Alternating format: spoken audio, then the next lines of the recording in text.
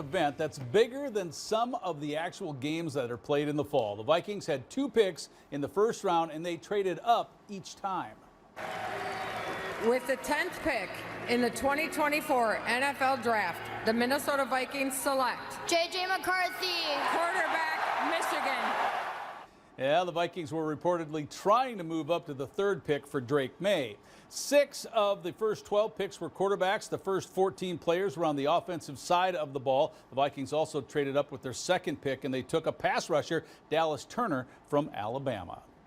Well, Beulah won the final softball game last year in Class B. The Miners graduated some excellent players, but they're returning a ton of talent as well. Beulah is hosting their friends and foes from Hazen. The Bison had the Miners under pressure early with the bases loaded, but Addison Dale Geiger gets it done there with the strikeout to get out of that jam and end the inning. Beulah would take the lead the bottom half of the first, though. Dale Geiger scampers in from home as that ball gets past the catcher.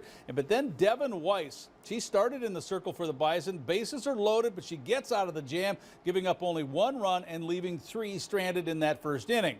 Bottom half of the second inning, though, another story. That's when Beulah breaks the game wide open. It's Ellie Widener blasting this one over the center field fence. It's a 3-run shot. The Miners have a 5-run lead, and they tacked on 16 more to take it 21-0.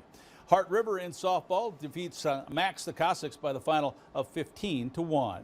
Baseball in Hazen, the Bison hosting Hettinger Scranton, New England, trailing 2-1, bottom of the 5th. Hazen's Gary Holen hits a little chopper to the 3rd. The throw to first is off, and Bryce Lessman will score, and that ties the game at 2. Bottom of the 7th, Hazen has bases loaded, looking to walk it off, but that's Maddox Pierce having other ideas, sends it to extras with that big critical strikeout. Nighthawks, though, find the winning run in the top of the 10th as Tyler Wilson lifts one into center field. It drops on down. Pierce will race home to make it a 3-2, and that's how it ended. It was a final 3-2 in 10 innings. The Bison, though, won the non-counter 6-zip.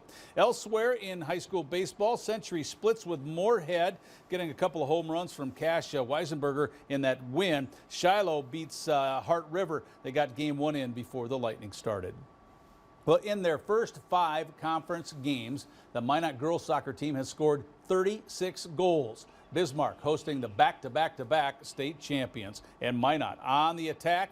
Midway through that first, it's Julia Lewis making a move to set up a shot, and that shot points right off the pipe, so it stays scoreless. The Majettes have a corner here late. It's McKenna Aldrich with a header, but beautiful job of defense there by Ellie Wrench to make it scoreless at the half, but Minot takes it by scoring 2 in the second. Century 3-0 over St. Mary's on the pitch. It was also Jamestown beating Dickinson tonight, and Mandan goes to Williston and scores 11 goals in that win.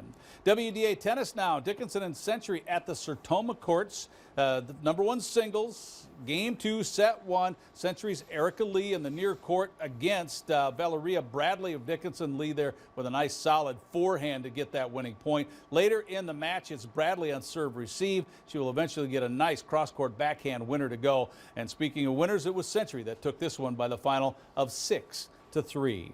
Minot's tennis team beat Bismarck 8-1. St. Mary's shuts out Jamestown 9-0. In golf, day 1 of 2 in Watford City. Minot North under par as a team. That's tough to do. Century's in 2nd place. And the Minnesota Twins sweep a 4-game series against the White Sox